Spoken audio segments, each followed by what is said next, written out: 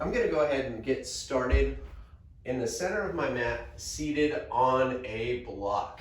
So it's still May for us, and it's still Mental Health Awareness Month. So I want to make sure that we practice some of the tools that we have to resource ourselves in our daily yoga practice. And so with 8 limbs of yoga, the 2 physical limbs of yoga are asana, which is poses, and pranayama, which most closely translates as breath work. So we do asana so that we can get to good breathing. So if you're already doing good breathing, you're already practicing asana in your own daily lives, and everything else is extra credit. So yoga is all about getting to the perfect breath. And we emphasize breathing in yoga practice because breathing is the only autonomic nervous system function that we can actively control. Everything else in our central nervous system that's taken care of by our autonomic nervous system happens automatically. We don't have a lot of control over that, with the exception of breathing, which is why breath work is important for our yoga practice. So we'll take a couple of exercises in pranayama to get us started with our practice. The first 2 that we're going to do today, and these are the only 2 we're going to do today, are going to be a little bit of box breathing, and then we will transition to alternate nostril breathing. And these are just some basic breathing exercises you can practice at any point during your day. The first one, box breathing, is really intended to manage a stress response. So we use box breathing to manage stress responses. If you're feeling short of breath, or if you're getting into a situation where you feel like you might hyperventilate, box breathing is really what we end up doing. As a matter of fact, if you recall, maybe you've heard back in the day when you were hyperventilating that you were supposed to breathe into a paper bag. Well, the paper bag was just a prop. The paper bag doesn't do anything. The only thing it really helps you do is to see your breath. Because we really can't see our breath in most situations. So seeing a bag helps us remind our body that there's breath work going on and that we can control it. So definitely that paper bag is always used as a prop when we're treating hyperventilation. And it's really the same practice that we use when we do box breathing. Box breathing is just a deliberate exercise in a breath practice where we're focusing on our breath. We start with box breathing and then we pick up with alternate nostril breathing. 1, because they're a good transition, and 2, because box breathing is a shallow breath. It's only a 4-second breath. So 4 seconds, 4 seconds, 4 seconds, 4 seconds. So a 16-second breath cycle is actually about 4 seconds too short. The perfect breath is just over 5 seconds on an inhale and an exhale. So 5 seconds in, 5 seconds out. That's a normal full breath for most adult humans. So when we do box breathing, we recognize it's only a 4-second breath, which is shorter than a perfect breath. So when you finish box breathing, you'll probably have that urge in your body to take a deep breath, which is great. Go ahead and act on that when you get that sensation in your body. And again, with box breathing, just like our asana, if you're not getting enough air and you feel like you're a little panicky or there's an increased stress response, you can stop box breathing and you can just take normal breaths. The key is just to be conscious of your breath. So let's go ahead and get started with some box breathing. So assume a comfortable seated position, either on your mat or on a chair. Either work just fine. Make sure you give your torso enough space for your thoracic pump to work, for your belly to come out on your inhale and for your belly to come in on an exhale, and for your diaphragm to move freely and to push up on the lungs and expel the air, and then to draw down and to suck in that air. So we'll get started with some box breathing. So from your comfortable seated position, you'll inhale for 4 seconds. Inhale. Hold your breath for 4 seconds. Exhale for 4 seconds. And hold your lungs empty for 4 seconds. Inhale, 2, 3, 4. Hold, 2, 3, 4. Exhale, 2, 3, 4. Hold, 2, 3, 4. Inhale, 2, 3, 4. Hold, 2, 3, 4. Exhale, 2, 3, 4. Hold, 2, 3, 4. Inhale, 2, 3, 4. Hold, 2, 3, 4. Exhale, 2, 3, 4. Hold, 2, 3, 4. Inhale, 2, 3, 4. Hold, 2, 3, 4. Exhale, 2, 3, 4. Hold, 2, 3, 4. Last round. Inhale, 2, 3, 4.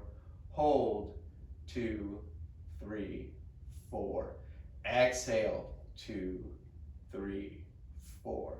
Hold, 2, 3, 4. And relax.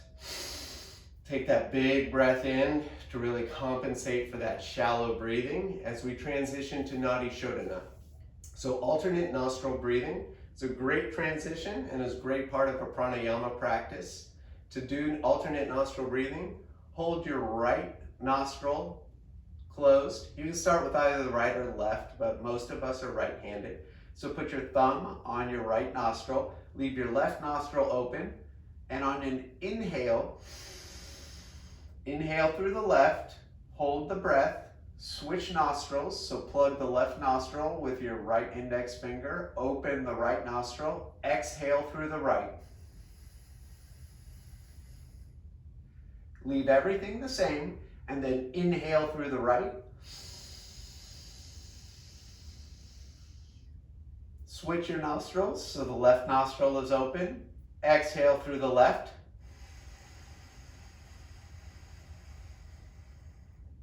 Leave everything the same, and then inhale through the left.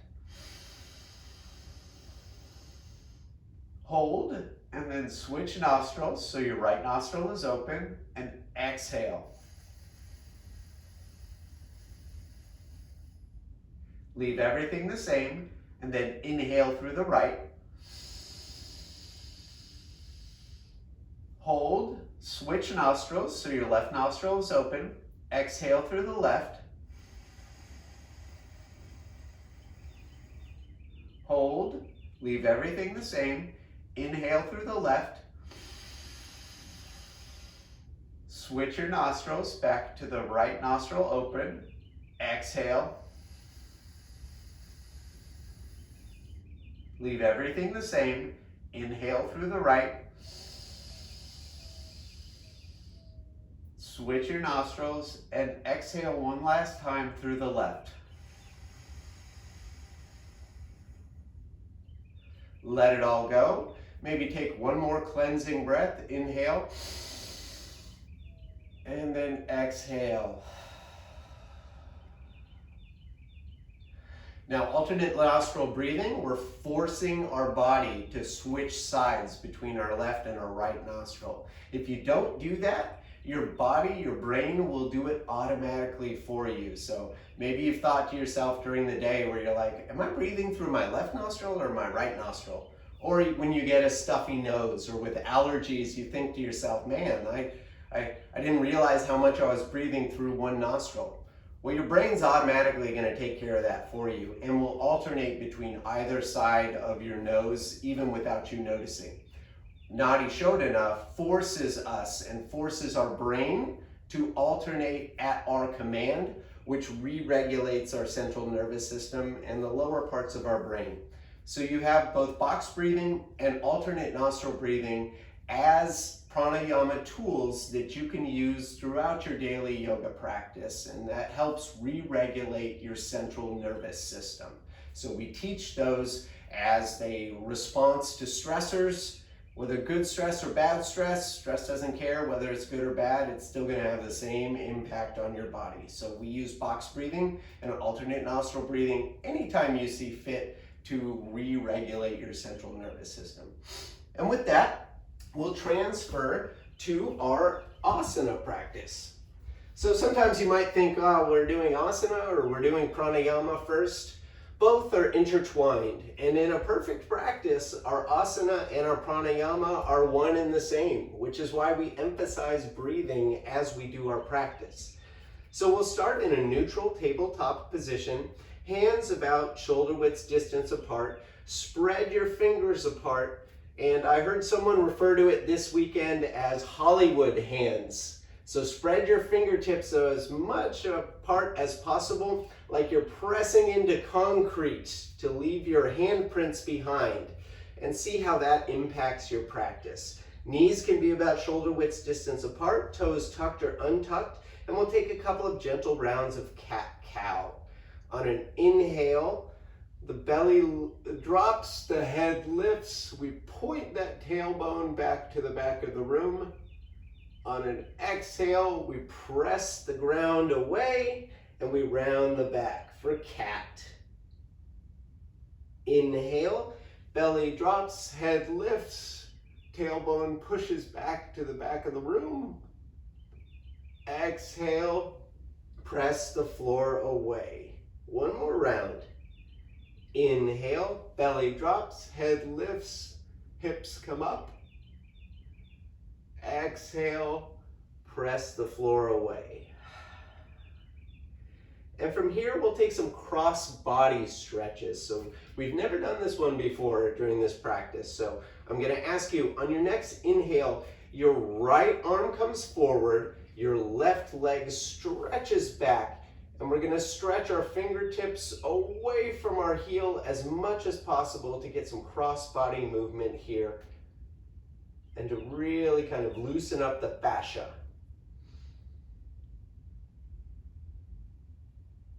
Inhale brings us back to center. On your next breath, the left arm comes forward, the right leg comes back, presses back to the back of the room, left finger stretching out so much to really stretch out the fascia on this other side. Your next breath brings it back to center to tabletop, where we'll take a neutral position. From here, press back into the palms to a child's pose. Now we're early in a practice, so if your elbows don't come all the way down, that's great, that's fine. Eventually, child's pose will be with our forehead on the ground. Our glutes can be between our legs or sitting on our heels, whatever's best for you. On an inhale, come up to tabletop, and we'll do a couple of gentle tricep stretches. Take your left hand, put it to the top right-hand corner of your mat, or really just in front of your right hand as you sink back into a modified child's pose. Maybe bringing your head down, and the goal is to feel this in your tricep. So we're stretching out the tricep on our left side body. It doesn't matter where your head goes, as long as you can feel this in your tricep. An inhale brings us back up to center, reset to tabletop, and we'll switch to the other side. Right hand comes in front of your left hand and press back into a modified child's pose to the point where you can feel this in your right tricep. If your left arm comes down, that's fine. If your head comes all the way to the mat, that's great too. The goal is just to feel this in your tricep. An inhale brings us back up to center. We reset to tabletop.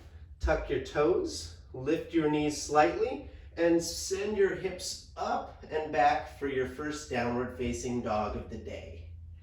So since this is our first downward dog, use this as an opportunity to pedal out your legs.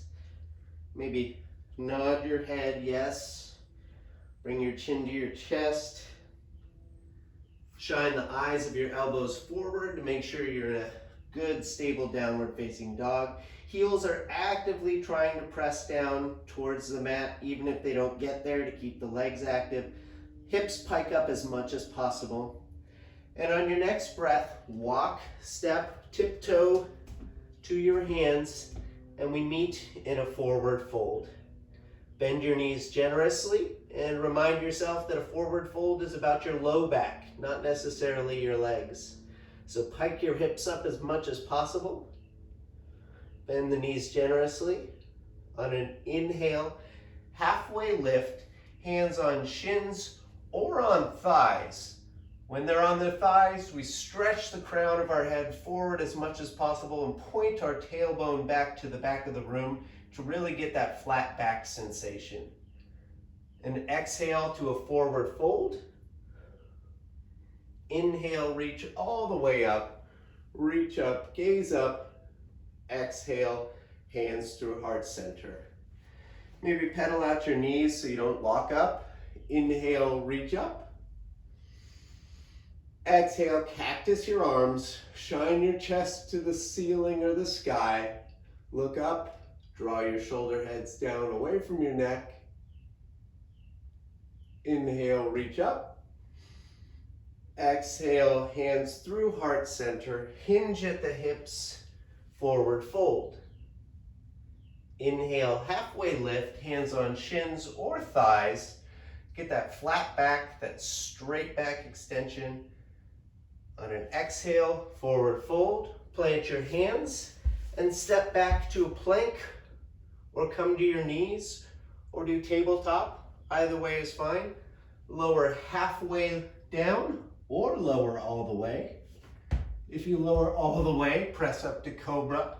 If you've lowered halfway down, press up to upward facing dog. And on an exhale, meet back in downward facing dog. However you get there, we'll be in downward facing dog for 3 full breaths.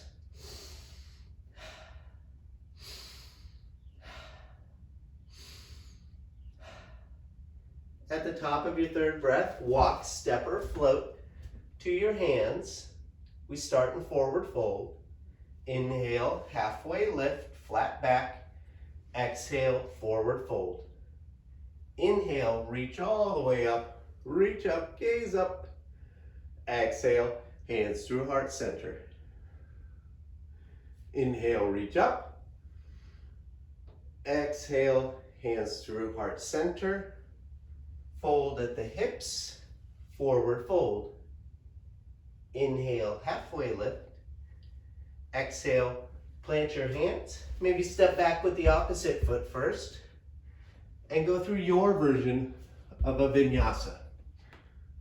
Vinyasa is just a version of your sun salutation, ending up in downward facing dog, where we'll be for 3 breaths.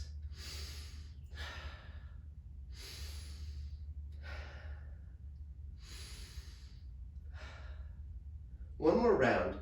At the top of your 3rd breath, walk, step, or float to your hands. Inhale, halfway lift. Exhale, forward fold. Inhale, reach all the way up. Reach up, gaze up. Exhale, hands through heart center. Inhale, reach up. Exhale, hands through heart center. Hinge at the hips. Forward fold. Inhale, halfway lift. Exhale, plant your hands. Come to plank, halfway lower or lower all the way. Upward facing dog or cobra. Pressing back to downward facing dog. And take your 3 breaths here.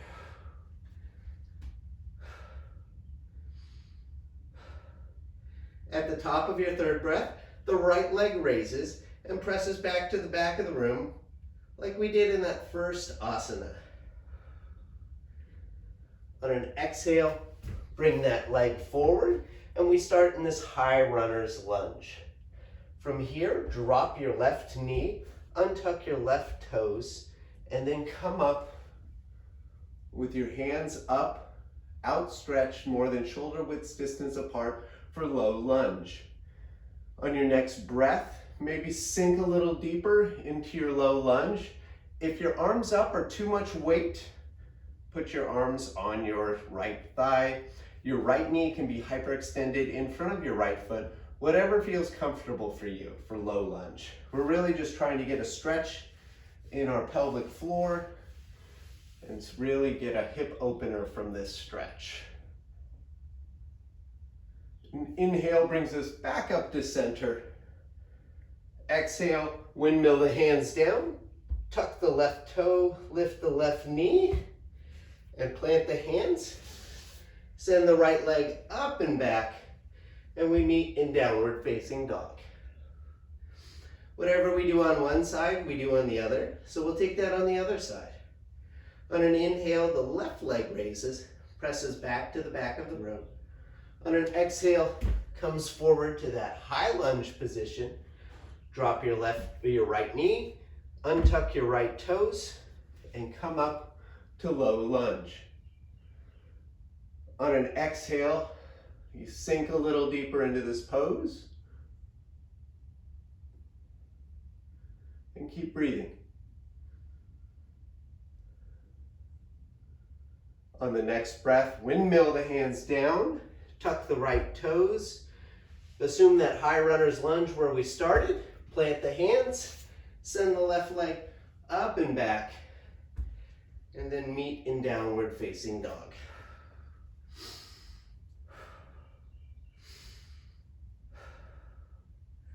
At the top of your third breath, the right leg raises, presses back to the back wall as much as possible. On an exhale, comes forward to that high runner's lunge. And as you come up, your left heel comes down for our warrior one. Now, this is a great opportunity to remind ourselves that asana translates as pose and not calisthenics. So let's take the time to get set up right. Right toes to the top of the mat, right knee over right ankle. Left toes to about halfway between the left hand top corner of the mat and the back of the mat. Not parallel to the back of the mat. That's a different pose. Make sure you have some hip space in here. Grab your hips, make sure they can fold forward for a gentle forward fold. This is our stable warrior one base. Inhale, reach up. Exhale, cactus your arms. Inhale, reach up. Exhale, plant your hands, assume that high runner's lunge. Send your right leg up and back and meet in downward facing dog.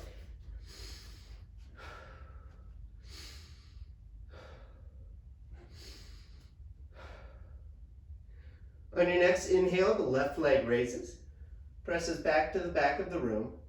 On an exhale, comes forward to the high lunge. As you come up, right heel comes down and get set up for warrior one on the second side. Left toes to the top of the mat, left knee over left ankle, right toes to the top right hand corner-ish of the mat. Grab your hips. Make sure you can fold forward generously.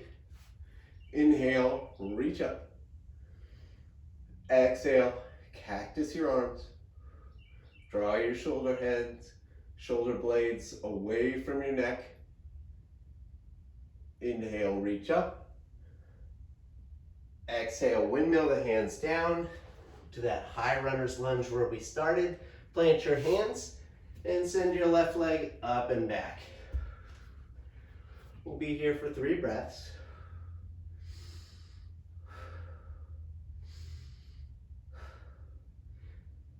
At the top of your third breath, come down to a gentle child's pose, press back.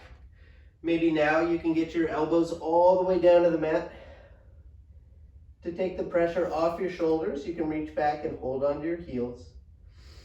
And just take a breath in this position.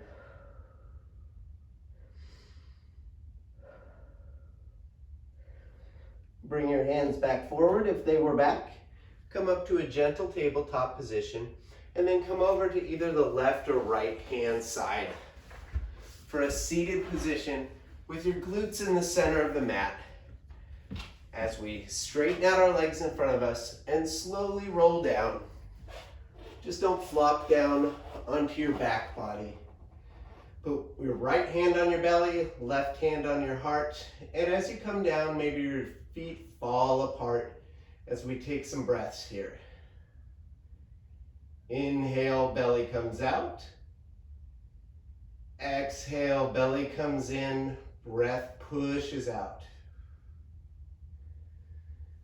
So we'll transition from here to our Shavasana, our last pose together in this short practice. Your hands can fall to either side of your body, and I invite you just to make yourself just a little bit more comfortable.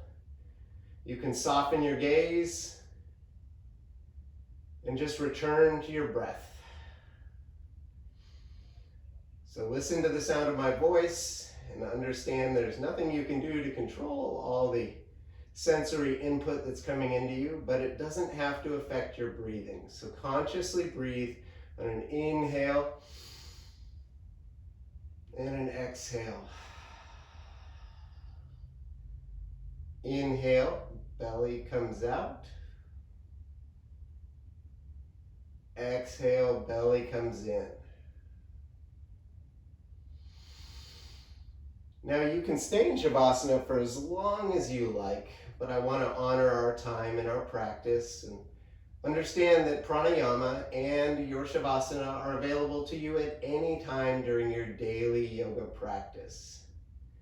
As you are ready, I invite you to roll over to either your left or right side body, or if you're seated in a chair, just get ready to get into a more comfortable seated position, a little more attentive to where your body is. Eventually we'll meet in a seated position to round out our practice with a few gentle breaths together. On an inhale, reach up. On an exhale, hands come down. We press out all that air. Think of that 5.1 second breath as you inhale and exhale.